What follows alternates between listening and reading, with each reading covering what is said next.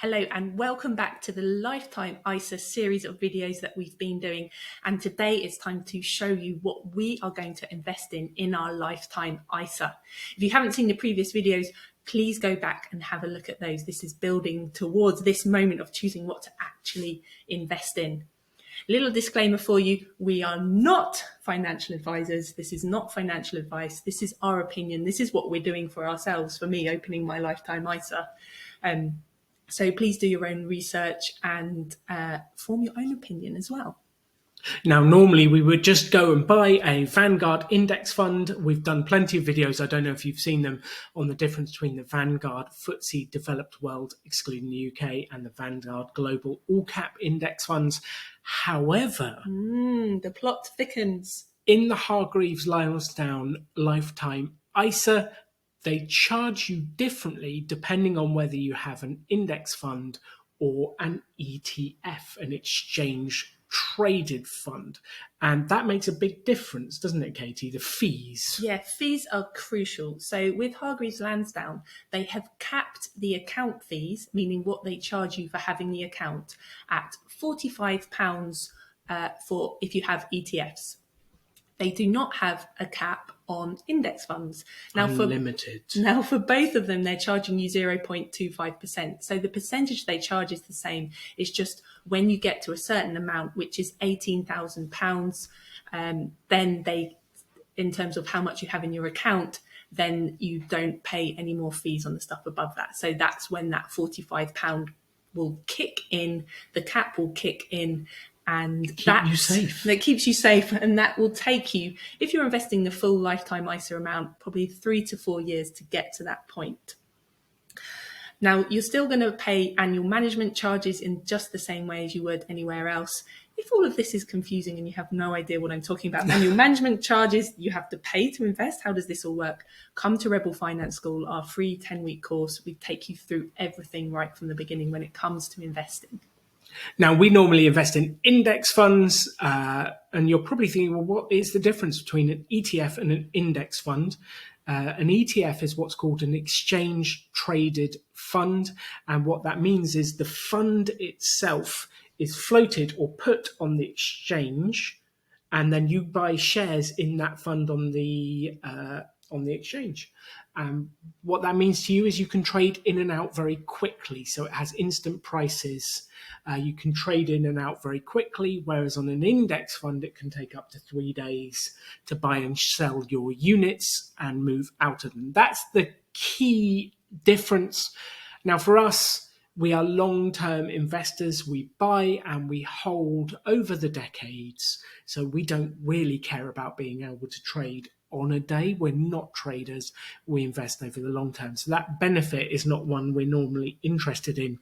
And actually, if it takes 3 days to get your money out, it can be a bonus because it stops you taking it out quickly when you shouldn't be. Well, especially for Lifetime ISAs as well, where if you're doing this in terms of planning for retirement, it's a long time till you can get to the money anyway. So this is not trading in and out of things quickly. No, this is buying one thing, holding it until you come to live off it later in retirement. So based on that cap, we are definitely going to blow through the 18 grand over the next 10 years of Katie investing. So we are going to buy an ETF within here because it's broadly the same thing, and the ETFs work perfectly. So now we have to actually choose which ETF we're going to invest in because it's not the normal stuff we invest in, the index funds. Yeah, so we're looking for a global low-cost fund.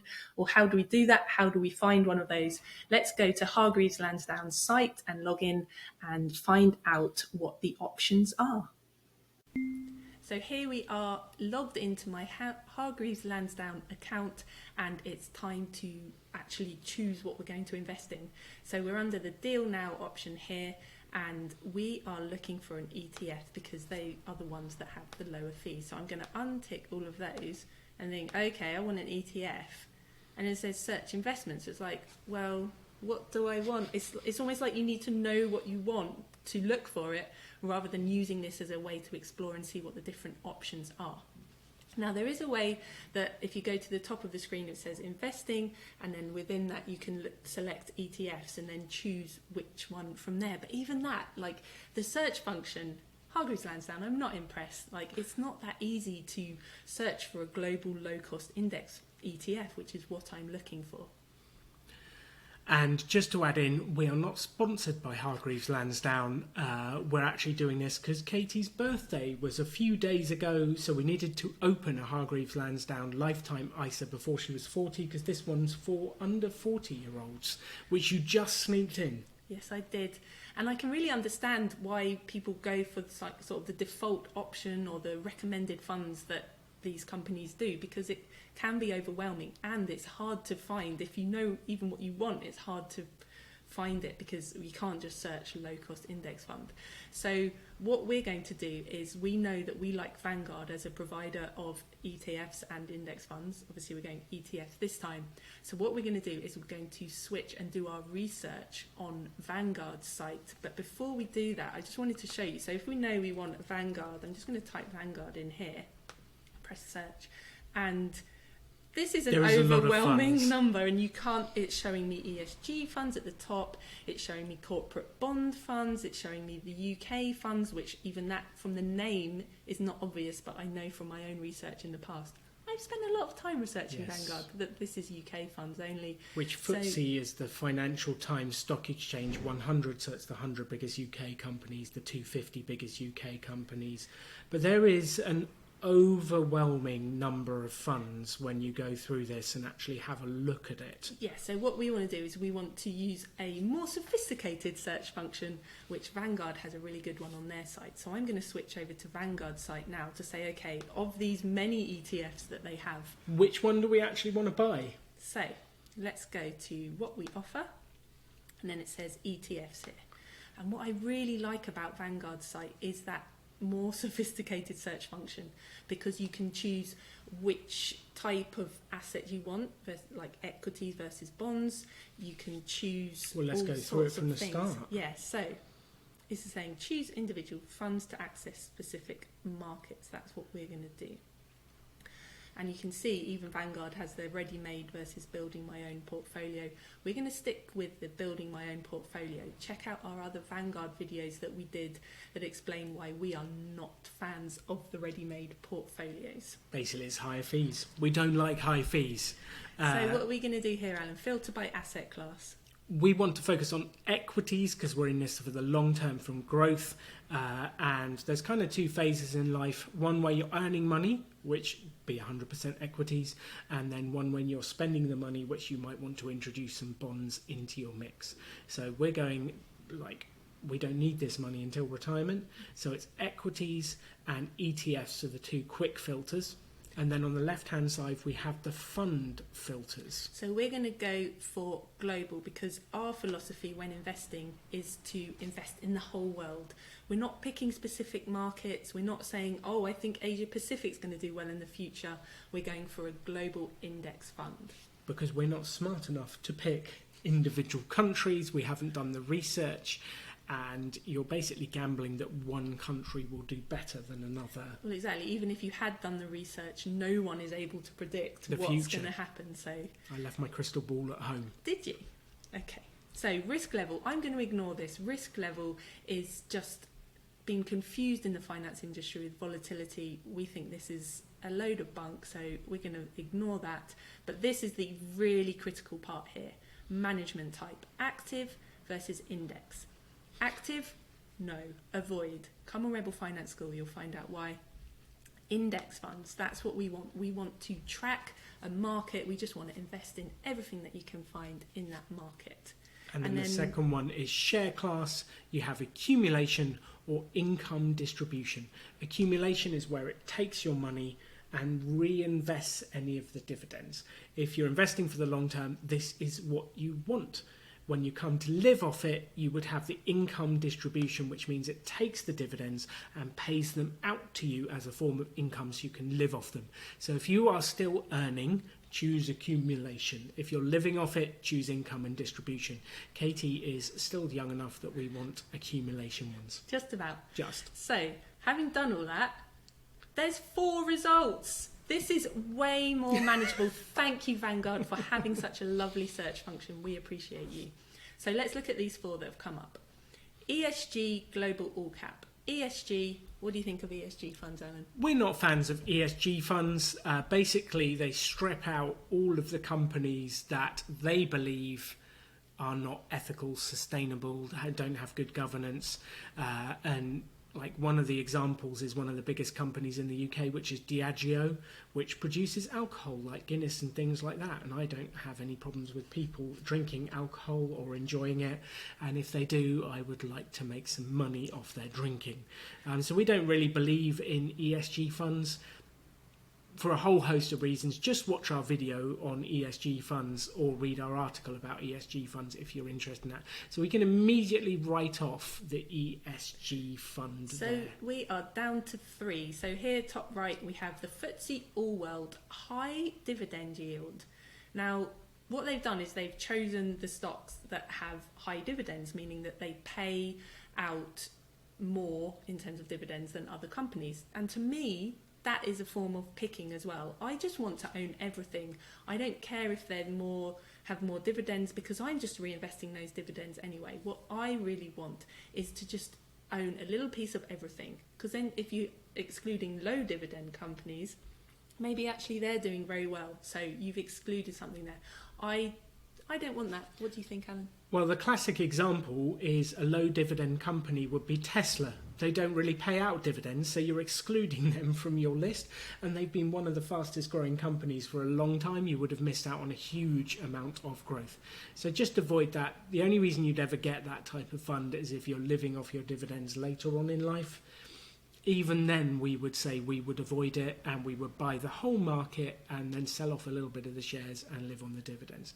So actually, we're down from 4 to 2. This is making it easier. Making progress. So now let's look at these two. FTSE All World, UCITS ETF accumulating. What does that mean? And FTSE Developed World, UCITS ETF. So the only difference here, it says All World versus Developed World. Just looking at these titles, you can see. So let's have a look, and we're going to open in a new tab so we can come back to this search function in a bit. So this is the FTSE All World. And it's exactly what it says. Yes. It is the whole world, so they include what would be called emerging markets, which is India, Africa, Brazil, some of South America, all of those different pieces. So because of what we searched on, that we'd already said that we wanted accumulation, and let's look at what this actually is. So market price, I don't care, it's just how much it happens to be over time. That's not something to look at when you're choosing. What we are interested in, number of stocks, so it has over 3,500 stocks in it, and this is critical as well. The ongoing charge, 0.22%. The higher the fees, the more drag you have on your investments. So let's actually look at what it is investing in and what it's trying to do. So it says it employs a passive management or indexing investment approach. Yes, this is what we want. We don't want someone, a human, choosing for us. And then it says it's comprised of large and mid-sized stocks in developed and emerging markets, hence all world. Now this looks quite promising. It does have, to me, this 0.22% fees is a little bit high. It's reasonable. But that's what happens when you include emerging markets. It does cost more to invest in those countries because it's trickier. They don't have the same infrastructure to invest. So that's why you will always see emerging markets having a higher fee. And one small difference here between the fund we normally talk about, the index fund we normally talk about, which is the FTSE Global All Cap. The FTSE Global All Cap means it has small, mid and large all cap, whereas this just has mid and large, so it's excluding the small companies, hence why it's only 3,600 stocks as opposed to like 7,000 in the other fund. It's also a smidge cheaper on the OCF, the ongoing charge, a smidge cheaper, but that's a small difference, and to us it doesn't really affect our decision. This looks like a great fund if you were to go for it. And you can scroll down, it'll show you past performance. Which actually we don't really care about or look at, because we know we're just kind of betting, for want of a better word, on the whole market, on all companies, and the performance is just like an accumulation of what's been going on with individual companies.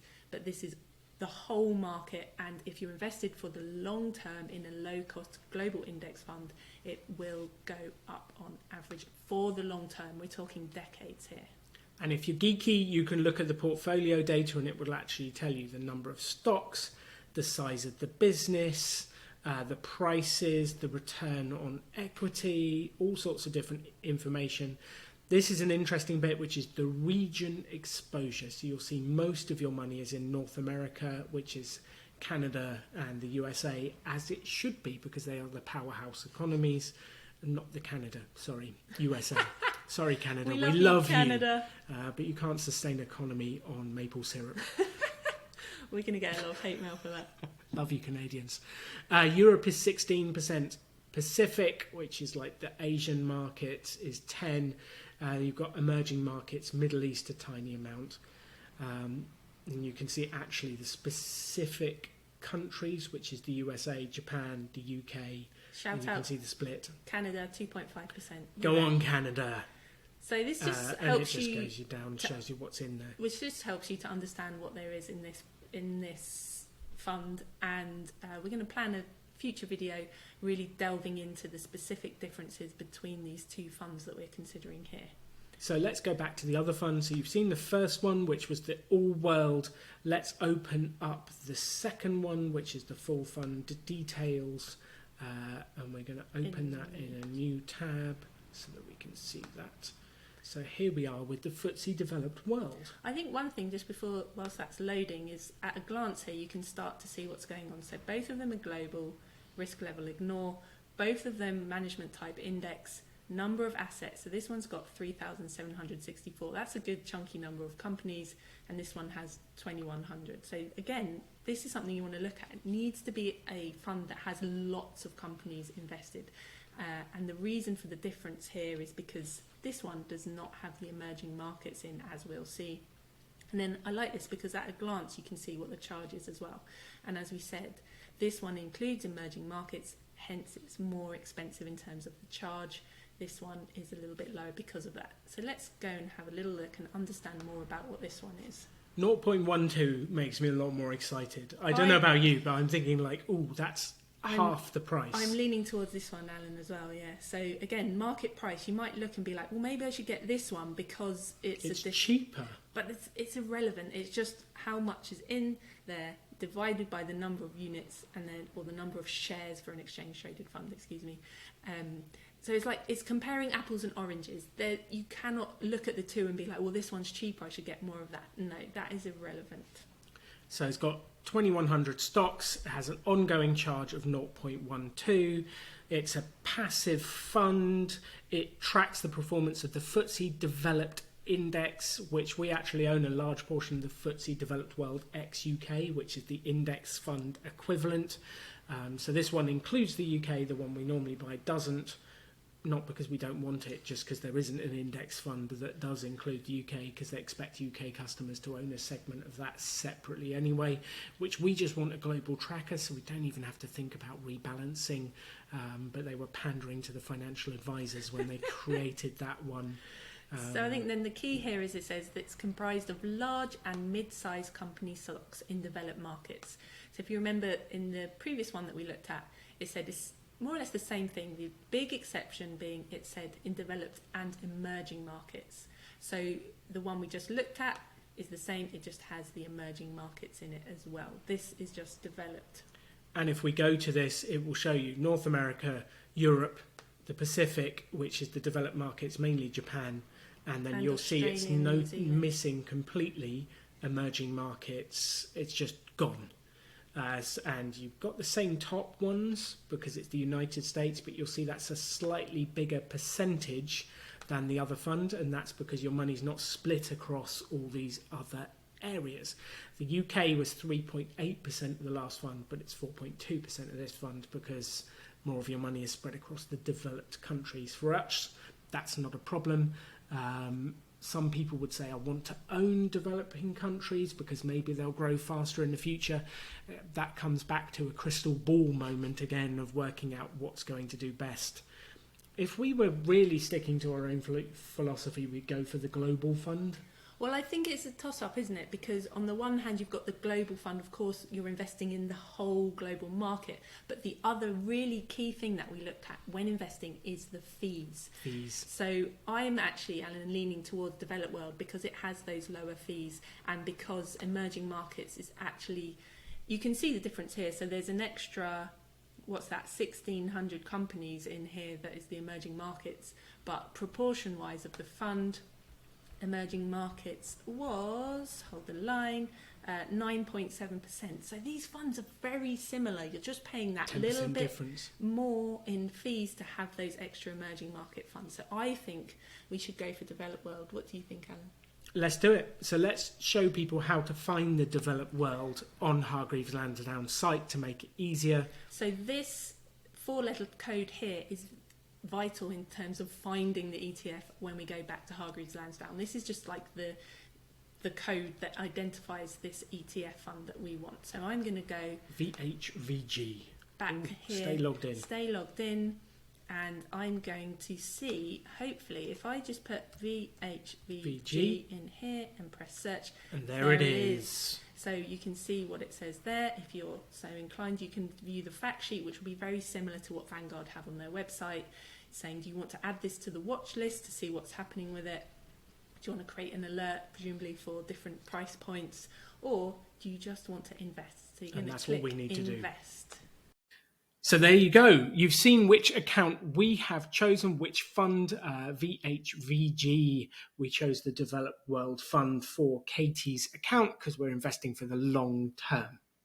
Yeah, we have 2 more videos in this series of LISA videos. Actually, we might do a few more as we go, as new stuff comes out.